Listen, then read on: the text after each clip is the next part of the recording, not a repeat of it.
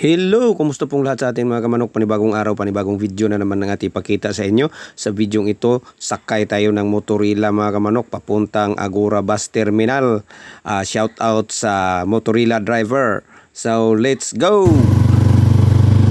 So, nag-Motorila na lang tayo mga kamanok papuntang Bus Terminal. Maaga pa naman.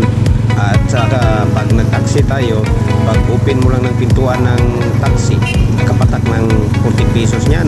Samantalang mag-commute na lang tayo kasi 15 pesos lang ang pamasahe ng Motorila. So laki-laki ang tipid natin. Hindi naman tayo yung mayaman na taxi tayo, pero maaga pa naman, so hindi naman masyadong mainit. So Motorila na lang tayo mga bro. Time check 7 AM ng umaga mga bro. Kung napapansin nyo, hindi naman masyadong matraffic kasi Sabado naman ngayon. So wala, hindi masyadong walang pasok sa mga trabaho sa government offices. So hindi masyadong matraffic ang daan. Baka naman may magtatanong kung saan tayo nagpunta. Nandito tayo sa Cagayan de Oro. Papauwi na tayo sa ating probinsya.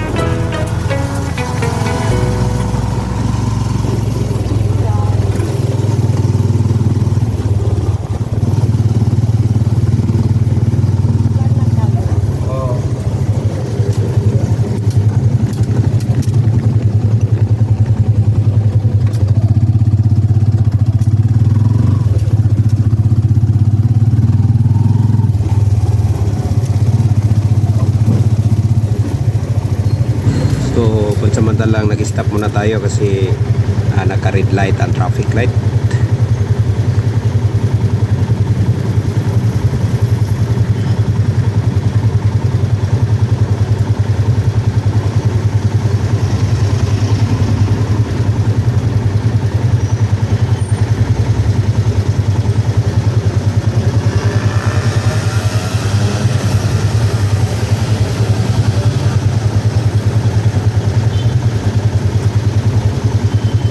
Kung napapansin nyo, may mga malalaking gusali ang makikita natin.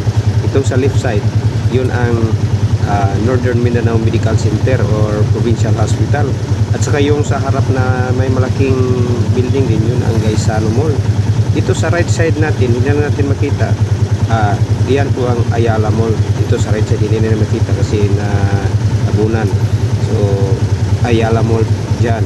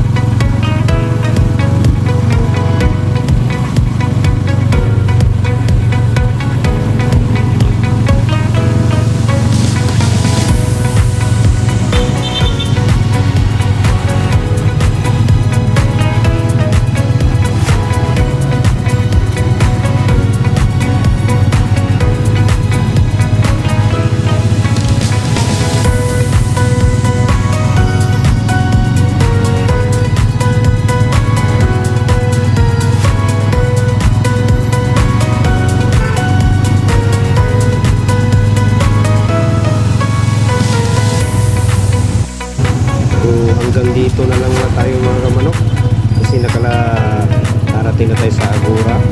So hindi naman makapasok itong motorila doon sa loob. So hanggang dito na lang siya sa labas. So maraming salamat sa pagsabay mo sa akin sa pagsakay ko sa motorila. At huwag kalimutang mag-like, subscribe at share. So maraming salamat po.